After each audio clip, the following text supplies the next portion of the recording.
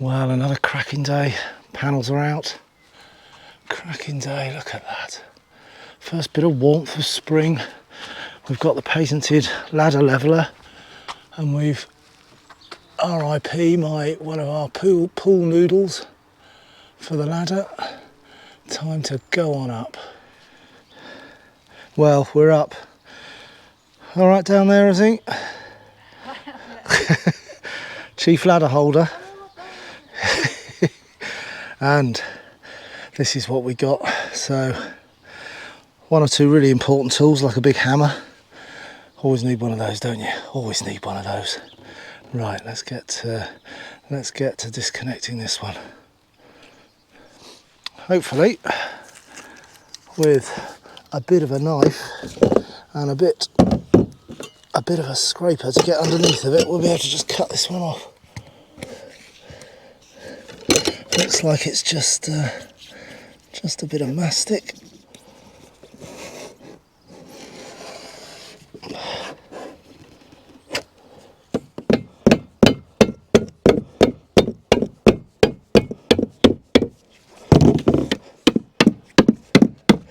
So with a tap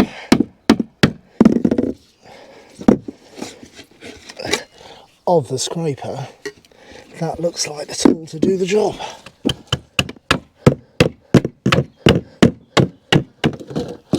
Whoa. So there we go. That is mucky under there. Well and truly. That was it. The magic scraper and man's best friend, a hammer.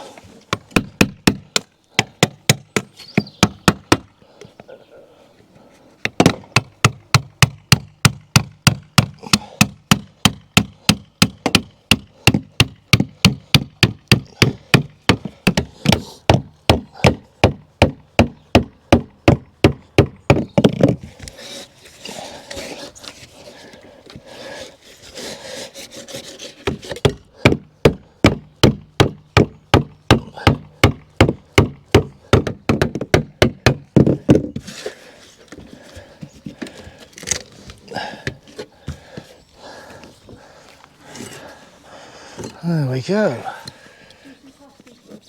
Cut the cable, which has been stuck with another bit of mastic.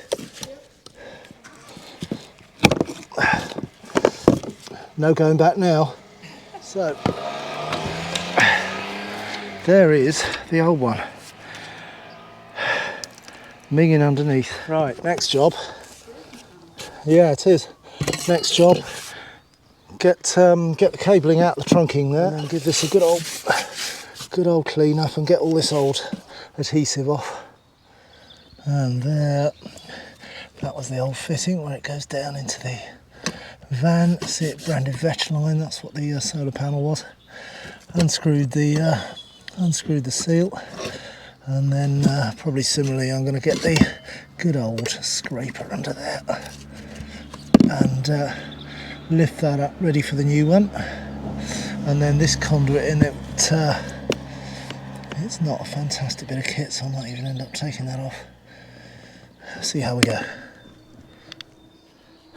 Incidentally, I'm no lightweight at about 14.5 stone, and the roof isn't moving the tiniest bit when I'm crawling on it, so I'd heard they were very strong, so to take my weight it must be well strong, but it is not even moving in the slightest, so it's obviously a pretty strong structure up here if any of you are wondering what it's like to climb up on. I've been up on here before when I've cleaned off some of the roof when I had a cleaning fest up here, and it felt equally as stable then, so pretty strongly made, I think.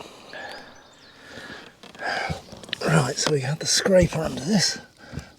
So I should be able to, yeah, should be able to just pull it out.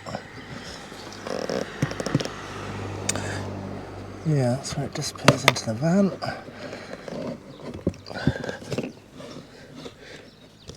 And then we've got our two disconnected wires and the tiny hole in the roof. Hence choosing a nice sunny day Well, in fact, we've got 3 or 4 sunny days, so got plenty of time to try and cover that hole back up. Well, that conduiting was pretty crappy, so I've lifted that off. Got a bit of a scrape along on the roof. That's where we're heading off into the van again.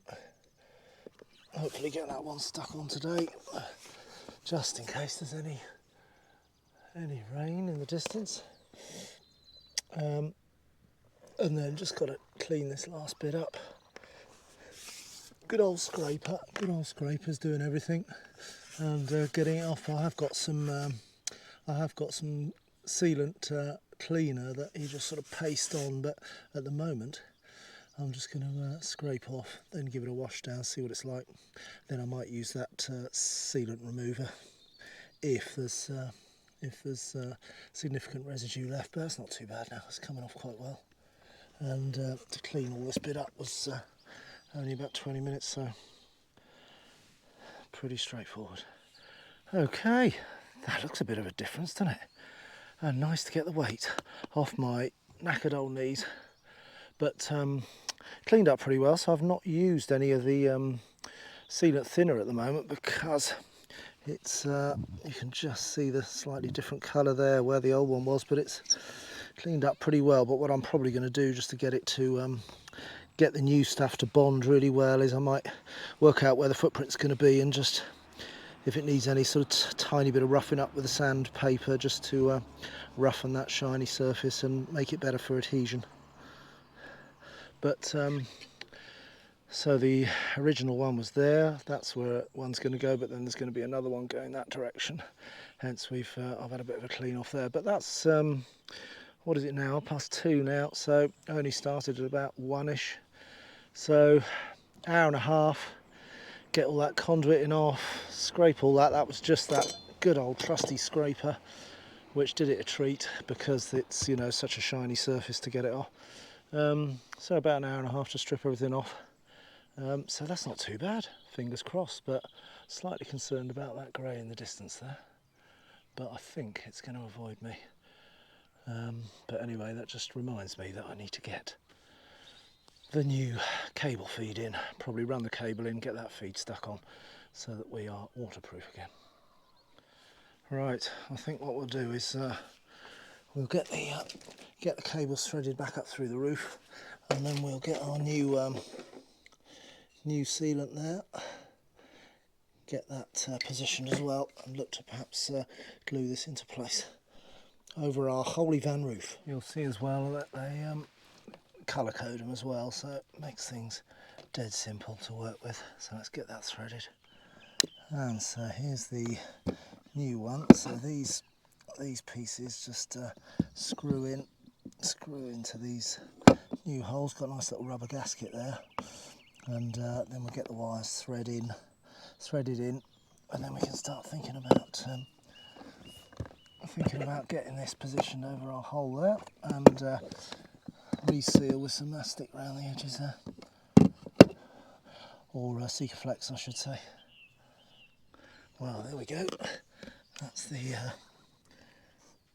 first bit of glue done. Bit of Sikaflex 522 for most of this job, in fact for all of it. A couple of tubes. So we've just got this one stuck down, pushed through. I left a bit of a tail going up to where my tape measure is, as that's roughly the footprint of where the wires will be coming to. So I'll let that start to go off now, and then and we've still got, I've not, Marquis had drilled that hole and then had completely filled it with mastic, so sticking the cable into the hole itself, so obviously it made it, you wouldn't have been able to adjust the cables at all. So at the moment I've obviously not done that because the seal around the edge here, that's the first pass, and then I'll trim it up and do another layer around the outside once this one's gone off. But it still leaves me the ability to adjust the cables to and fro before tightening them down. Right, so while the glue's starting to go off, so that's just unboxed them, and that's sort of how they're going to sit on the roof, in fact, and therefore they've just got, and then obviously plus the additional of the feet as well.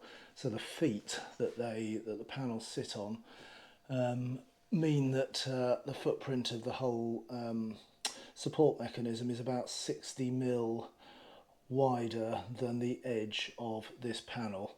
Panels themselves are about 1265mm, so that'll make it 120 extra with those roof mounts. So 1385, and then they're about 700. They're 700 wide, so plus the 60 each side, so 820. So the bit, this panel, which sits in between on the roof, there's the bathroom window, and then on the other side there's the second bathroom window.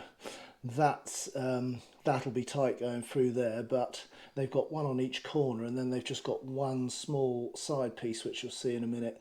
So that means that I could put one of the side pieces further back and one further forward, so that it fits, so that it gets that support. But just means I've got to do a little bit of jiggery pokery, because of that gap between the two windows is almost smack on 820, which is the width I need. So we'll mess around with that once we're up there. But then because I'm wiring in series, then let's just lift these up and you'll see what I mean by the wiring. And there we go, there's the back of them stood up. So you get you obviously get a bit of a tail with each one, and to wire in series, then the negative of one gets connected into the positive of the other panel, and then that leaves you with one positive and one negative, and those are the ones then that go to the two wires that you've just seen me feed in up onto the roof. Then the fixings are all very easy, so nothing complicated there. They are male to female fittings, so they're just clip shut jobs. They mark them really well, positive and negative, so you know you really can't put a foot wrong. It is as straightforward as that. So the next job will be then starting to get the footprint, which is back out in the garage. These are the feet that they're going to sit on, one in each corner, and then these are those side bits I was talking about. They're only small pieces, so if I've got to do a bit of shunting around up there to just give them a bit of extra side support, then it may be that they're not going to be dead centre. They're going to be off centre to allow me to fit between those two windows, which you'll see on the roof in a sec. So next job, get the brackets glued on with good old Seeker onto each of the corners, and the best place to do that is probably on the floor here. There we go, a liberal dose of Seeker. Right, let's get those. Let's get them fitted on the first panel. That's one.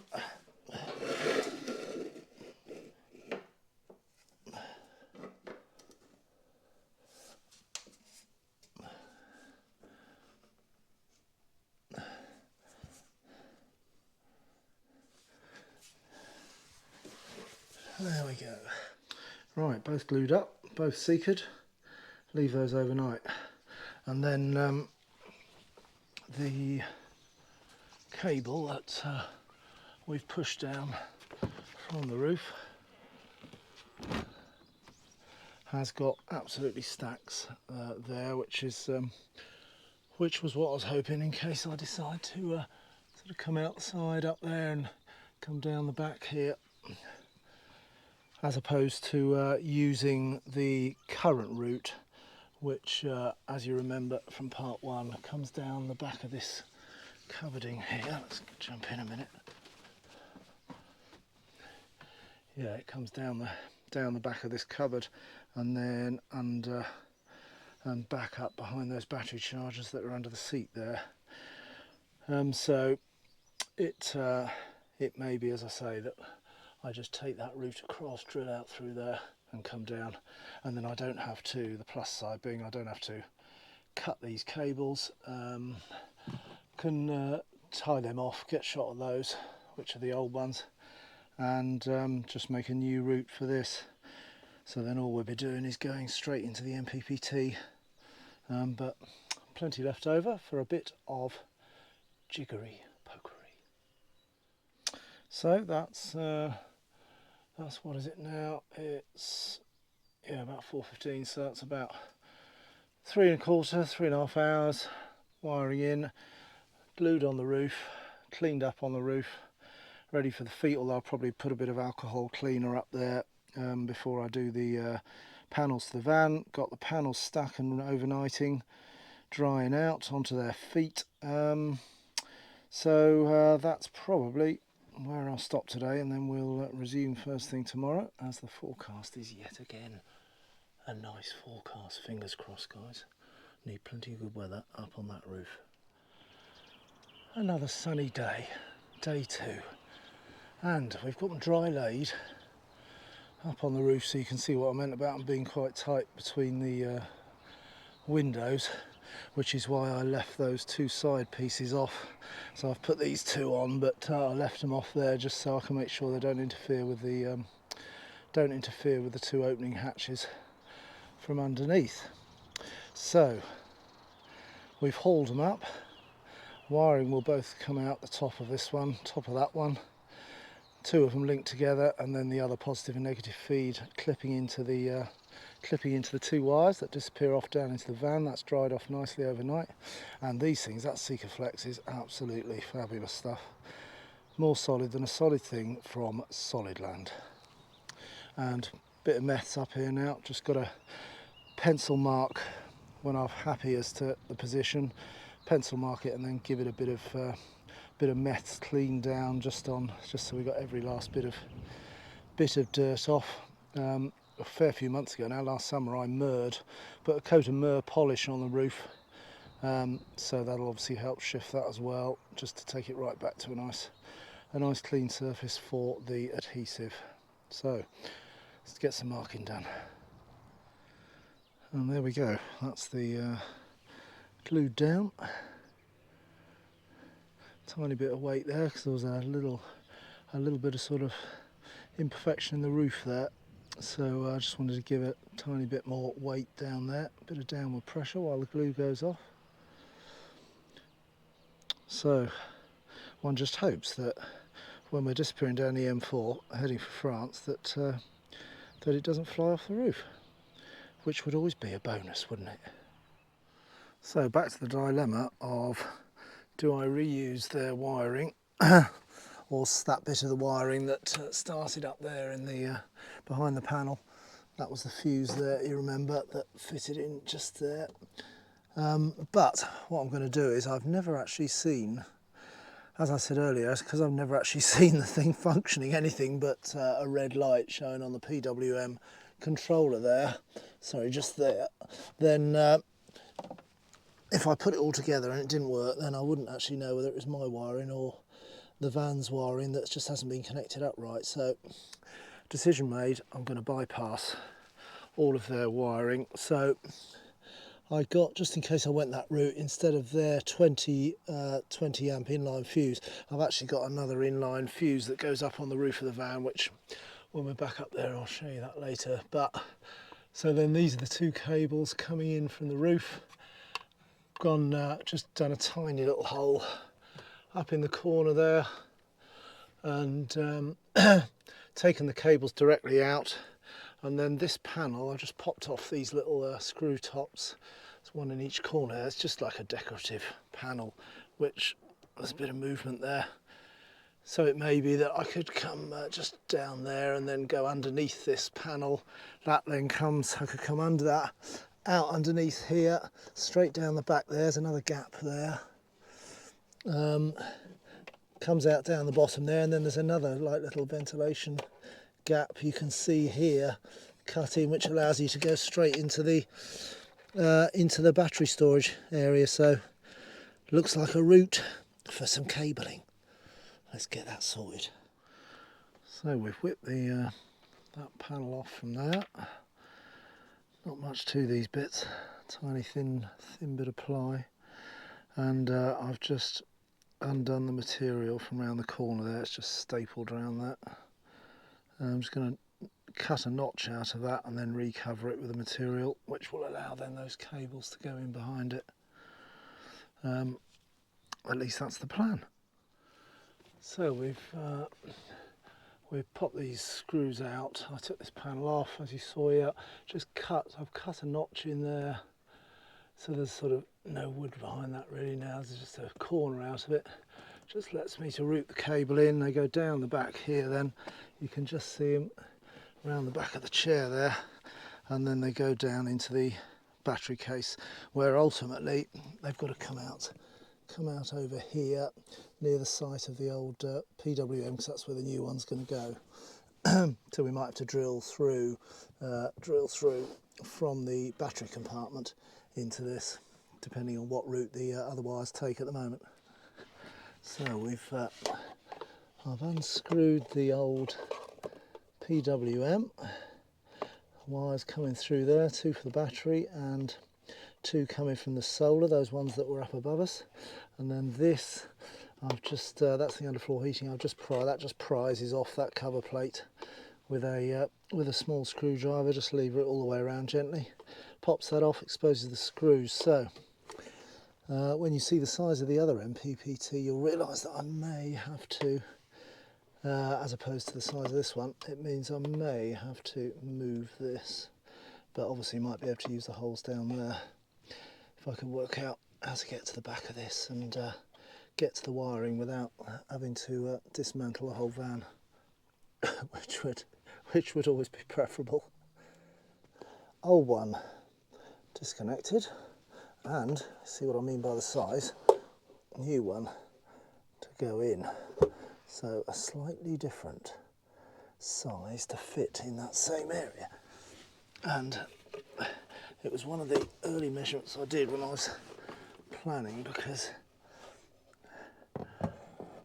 it fits with about 1 millimetre to spare each side into that same spot, so that was a right result.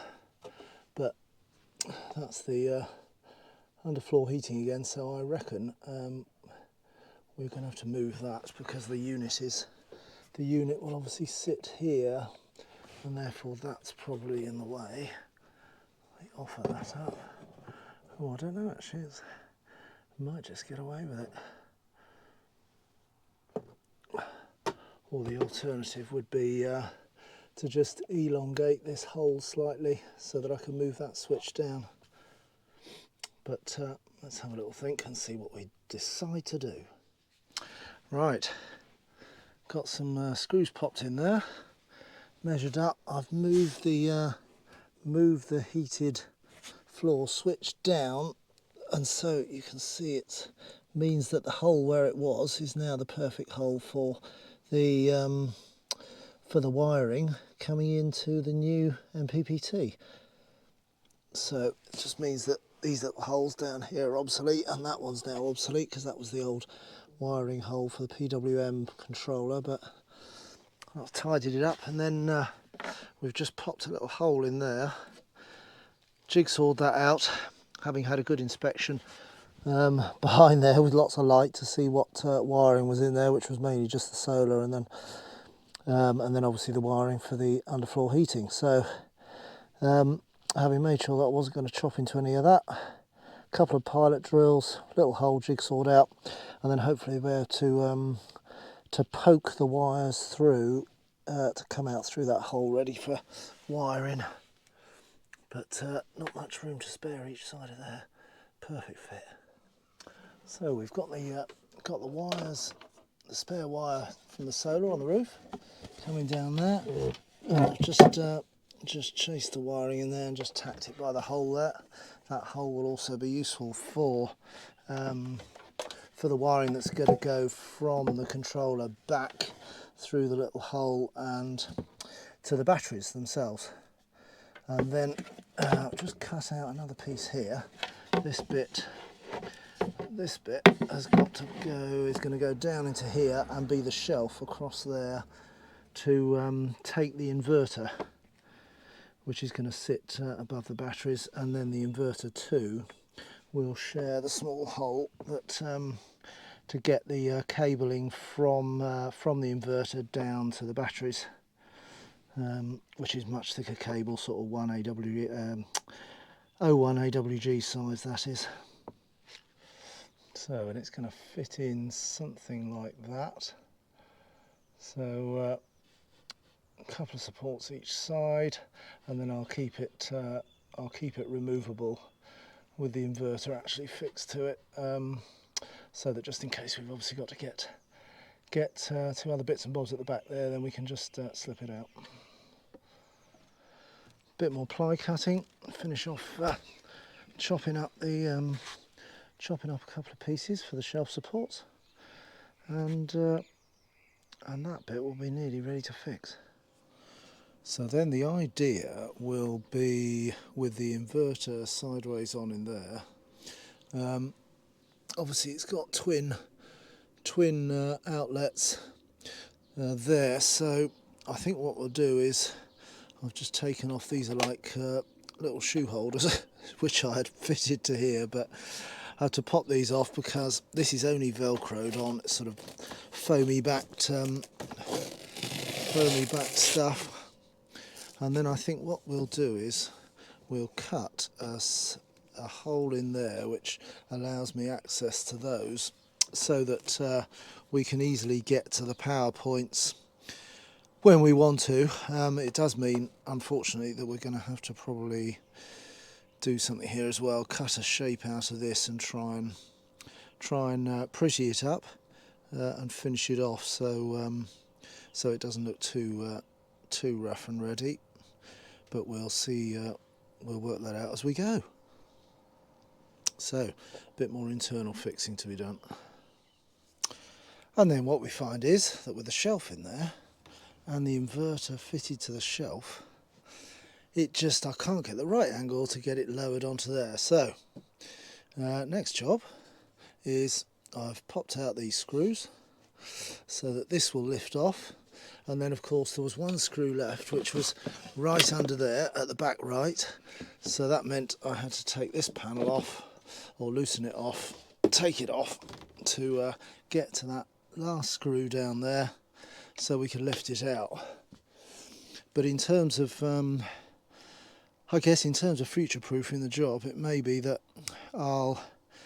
because if I need to pop the inverter out to do any other maintenance on that or whatever, it might actually be easier to replace this bit completely now that it will just lift out, cut a new full-size piece without the lid in the middle, which means the inverter will lift in and out really easily, and then if I need to do any maintenance, get the inverter out, whatever it might be, it'll make life a lot easier. So it might be a bit of that plywood I had left kicking around in the garage.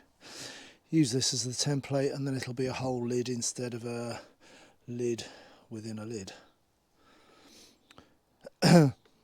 These voyages of discovery, they are fun. There we go, that's much easier. Lid off, makes getting that in and out fine. And then you can see that gap there where those two power points are. You can see one, and then if I cut a hole in this, I could probably slide the whole unit even further out so that the plug sockets are almost proud with the outside face of the side there. That's the plan anyway. So we've got the hole cut out, slightly adapted the design, got a little bit of tidying up to do on this material surround that I've obviously had to cut. Needs a bit of tidying up at the edges there, work something out for that. But the main thing being that got the inverter now just sitting where I wanted to. Obviously you can then get to it really easy to plug it. Shelf sorted, bit of cable room down at the back there, left to pop through both from underneath and from above. Need one more set of cables going from the battery into the MPPT, so plenty of room going through there for those. Also gives me, I also made it a bit bigger because I can then manoeuvre the wire around a lot more easily. And there was plenty of room at the back there to create a pathway. So yeah, they so had to obviously adapt the lid. So I've had to cut a new piece basically. So that will then sit on there. New piece cut, notched it out at the back like the other one was, which allows my cables to run down the back. So we'll get this panel back on now, and then we'll have to do some pre-drills just to get this one secured and ready. But the what's better about the fact that it is sticking out a bit more, or just flush with that, is that this whole shelf unit just slides out now. So that means that if I need to do any maintenance in there, then I don't have to take off this lid at all. I can leave that, I can slide the inverter out, and if then I absolutely had to do a stack of maintenance on the wiring at the back under there, then obviously I could get that off. Such a snug fit, it won't come off. If I need to do any work on the wiring right down the back there, then I can just pop the screws out and lift the lid off like that, which gives me full access rather than the hatch that used to be over there. So it's sort of starting to come together. Like to have got a better finish around the edge here, but because it's just Velcro, it's just a bit of material Velcroed on, we could actually make another piece ourselves, or I'll see how I manage to finish it off and decide whether I'm going to keep it or not, or make our own just to cover this area, because all the Velcro's still under there. So it's a pretty straightforward piece of aesthetic trim. Right, that's good. Next job, I reckon, will be perhaps attaching some of the wiring to that. Additional wiring, that is. There's a remote switch that it came with, just there.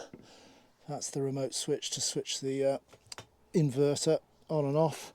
There's also another remote as well, which comes out of this, which is up on the table there. That's like a little Bluetooth module that connects to the app and the phone, so we can monitor exactly what's coming in from the roof. So we are getting there, chipping away at the jobs. There's a couple more bits. We've got a bit of rain forecast.